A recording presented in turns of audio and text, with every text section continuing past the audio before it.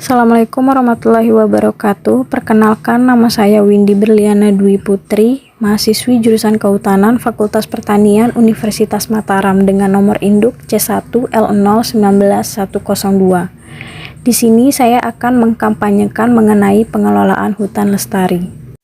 Apa itu pengelolaan hutan lestari? Pengelolaan hutan lestari adalah bentuk pengelolaan hutan yang memiliki sifat hasil yang lestari. Pengelolaan hutan lestari juga merupakan konsep yang dinamis dan berkembang untuk mempertahankan dan meningkatkan nilai ekonomi, sosial, dan lingkungan sumber daya hutan untuk kepentingan generasi sekarang dan mendatang. Apa tujuan pengelolaan hutan lestari? Tujuan pengelolaan hutan lestari adalah memproduksi hasil hutan yang lestari tanpa dampak negatif terhadap lingkungan dan sosial. Apa saja aspek pokok pengelolaan hutan lestari? Yang pertama ada aspek kepastian dan keamanan sumber daya hutan. Untuk melakukan usaha-usaha pengelolaan hutan, perlu ada kepastian hukum yang dirangkum dalam aturan yang sah. Dengan demikian, masyarakat bisa melakukan kegiatan pengelolaan secara legal. Yang kedua, aspek kesinambungan produksi.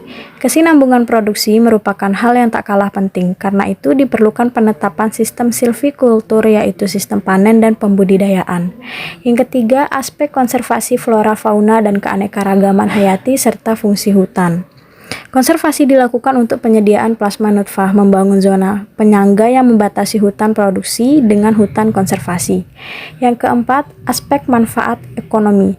Aspek ekonomi juga berkaitan dengan bantuan-bantuan yang diterima oleh masyarakat, termasuk diantaranya dalam bentuk penyuluhan dan bimbingan atau dalam bentuk material.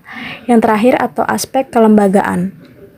Dalam rangka pengelolaan hutan lestari, peran lembaga yang berwenang juga tidak bisa diabaikan. Ada Kementerian Kehutanan dan sejumlah organisasi yang mengusung ketentuan mengenai pengelolaan hutan secara legal. Tahapan dalam pengelolaan hutan lestari.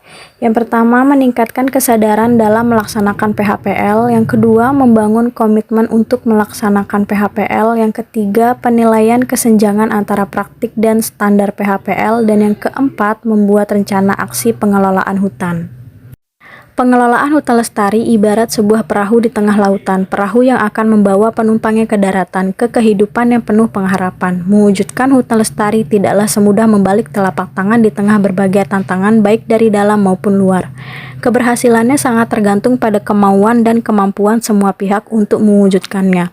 Bagi unit manajemen, kemampuan tenaga profesional pada tingkat unit manajemen dan aparat pemerintah di lapangan dalam memahami kriteria dan indikator menjadi kunci kesuksesan pengelolaan hutan lestari. Jika hutan telah dikelola secara lestari, kiranya ungkapan hutan lestari rakyat terjaga tidak akan menjadi slogan semata, tetapi sebuah realita. Tinggal kita semua mau atau tidak mewujudkannya.